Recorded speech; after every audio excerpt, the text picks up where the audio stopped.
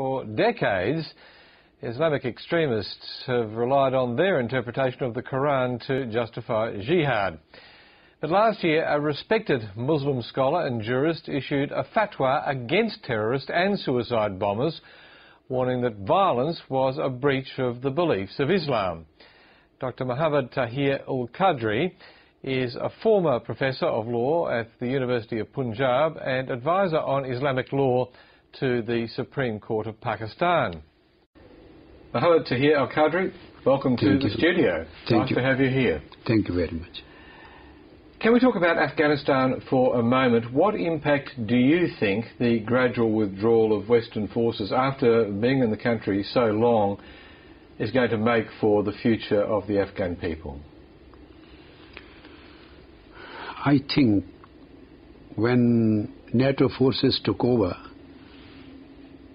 they had ultimately to give the possession finally to the Afghan people. This was in their original plan, and it had to be.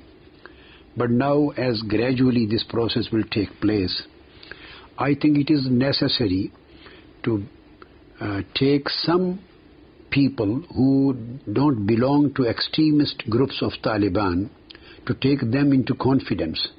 Those people, those who believe in democracy, who believe in education, who believe in human rights and women's rights.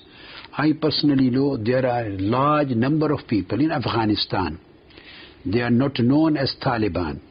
Unfortunately, people living in outside Afghanistan, particularly in Western world, those who are not directly related with that part of the world, they think as if everybody living there is Taliban.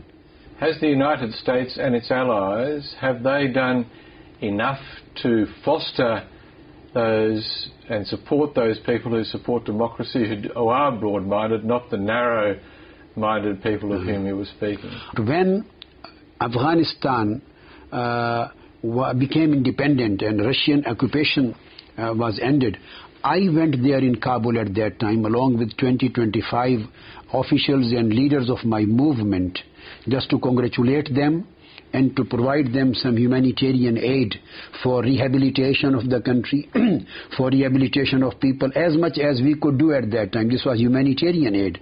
So I met many people at that time who were totally against Taliban and against Talibanization.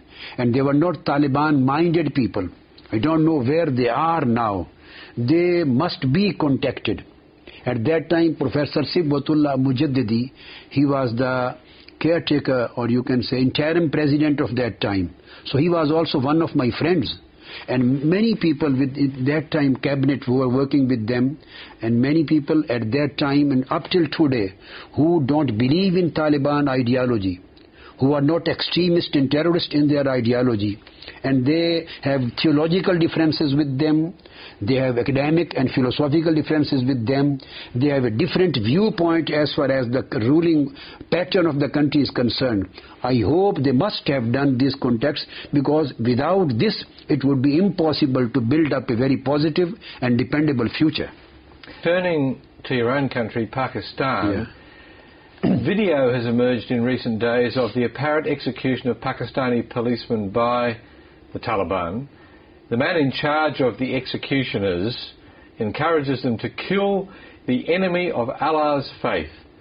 He says, these are all the enemies of God's religion, quote unquote. Is that sort of rhetoric widely believed, or is it merely a propaganda tool? I will totally, first of all, condemn this activity, this approach, and this kind of announcement or this kind of preaching. Secondly, coming to your question, this is not the faith of Islam. This is very big misconception and misunderstanding which exists between the non-Muslim and particularly Western world and Islamic world. And one of the major reasons are some handful extremists and terrorists, those I think who have hijacked certain terms of Islam and teachings of Islam. They have brought a bad name, and they have created this misunderstanding between the Muslim world and non-Muslim world. Islam does not believe in this aspect, this kind of approach.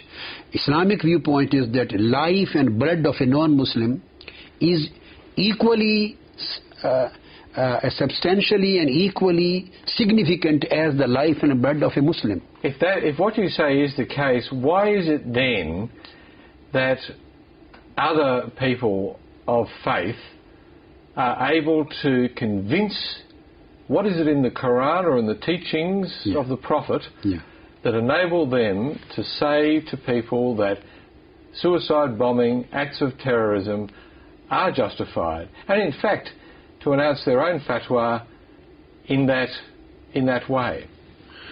So as I have mentioned in this fatwa also, as you have said, the basic thing is that neither suicide bombing is justified in any case. Well, why do so many people totally believe, forbidden. So many Muslims believe that it is? No. They are totally wrong. Many people among the Muslim community do not believe it. They are a very small minority. These are criminals.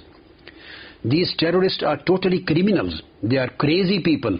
They have never learned the proper teachings of Islam. They are not scholars. And they have never learned the proper classical books explaining the teachings of Quran and Sunnah. They are just warriors. Either they have some political agendas, or they are reactionaries of certain international political situations which they are dissatisfied with. But instead of doing these activities on the name of their political agenda, unfortunately they are misusing the name of Islam. Ahmad, Tahir, Al-Qadri, thank you very much for your time. Thank you very much too.